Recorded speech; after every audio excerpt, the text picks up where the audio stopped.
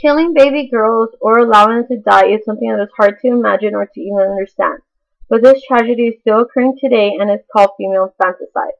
Female infanticide is defined as the deliberate killing of newborn female infants or the termination of a female fetus through selective abortion. According to a summary of data collected by anthropologist Lila Williamson, female infanticide occurs in both tribal and quote-unquote developed nations.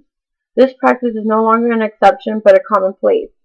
Although female infanticide occurs in countries such as China and Pakistan, today I will be focusing more closely in the practice of female infanticide in India. Gender ideology is one of the reasons why female infanticide is being practiced. There is higher value placed on a son's life than a daughter's, which is a result of the culture's male gender bias.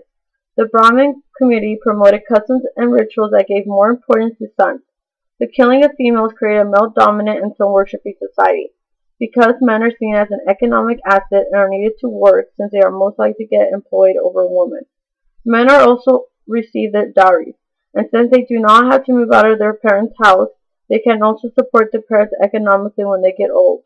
Which brings me to my next reason on why female infanticide continues to be practiced in India, the dowry system. The dowry system is one of the biggest, if not the main reason, why female newborns are being killed every day. The dowry system is a payment in cash or some other valuable gifts given to the groom. The financial stress that this puts the family often outweighs the value of the newborn girl, and often results in the killing of the female newborn to avoid financial burdens. Even though the payment of dowry has been prohibited under the 1961 Dowry Prohibition Act, this tradition is still being practiced, and as a result, a woman is killed every hour due to dowry-related reasons. The mothers are often put in charge to kill the newborns. Mothers often squeeze the milky sap from a lavender shrub and mix it with castor oil, and feed it to the newborn girl. The newborn will bleed from the nose and soon die afterwards. Another way of killing the newborn girl is to simply putting a wet rag over the infant's face and essentially suffocating the child. The mothers do feel remorse for killing their child, but they also know that if they let the infant live and the family cannot come up with a sufficient dowry for the girl, she would be neglected growing up and nutritionally deprived. And if somehow married, she would be physically and emotionally abused due to a lack of or an insufficient dowry by her husband or other family members. If allowed to live, girls will also suffer from malnourishment, and although this may not always be fatal to the child, this form of abuse can slow down physical and learning development. Also, 60% of these female infants that are allowed to live will suffer for not being vaccinated, another 20% will have acute respiratory infections, and 40% will receive no medical treatment whatsoever.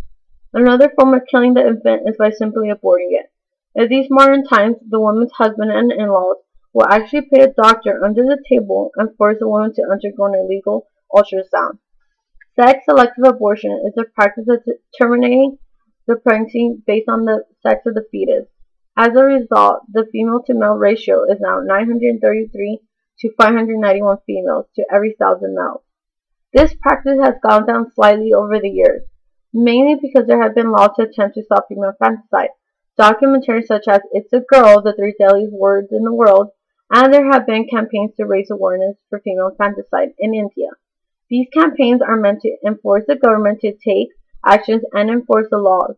To raise awareness for female infanticide and to help the fight against gendercide, you can go to www.itsagirlmovie.com and sign the 50 Million Missing campaign petition. Or you can help save a girl by donating to the Invisible Girl Project, which programs encourage Indian mothers to keep their girl children alive, and also provide the orphan girls food and shelter and education. The last thing you can do to raise awareness is to tell everyone you know about female infanticide. We can no longer overlook the fact that there are reportedly as many 200 million girls missing in the world today, and if nothing is done about this, these numbers will only continue to rise. Thank you.